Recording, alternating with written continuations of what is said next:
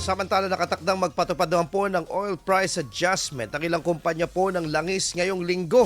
Sa pagtataya po ng oil industry, posible ang rollback sa kerosene o gas sa 70 centavos hanggang 90 centavos. Posible naman magkaroon ng taas singil po ng 60 centavos hanggang 80 centavos sa kada litro po ng gasolina.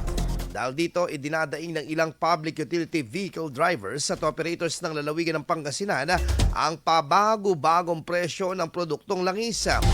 Nila mas mataas pa umano ang dagdag kada litro kesa sa rollback na ito.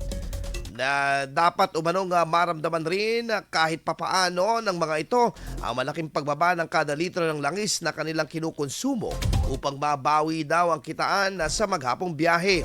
Kahit pa umano magkaroon sila ng maraming pasahero sa isang buong araw, ay matataga pa rin umano sila sa presyo ng langis na sinasabayan pa na nagtataas sa mga bilihin. Kung magtutuloy-tuloy ito ay maaaring magpatuloy rin umanong humirit ang mga grupo ng PUV drivers at operators ng taas pasahe.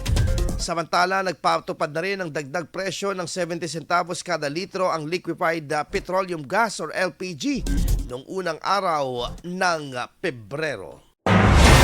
IFM News. IFM News. IFM News.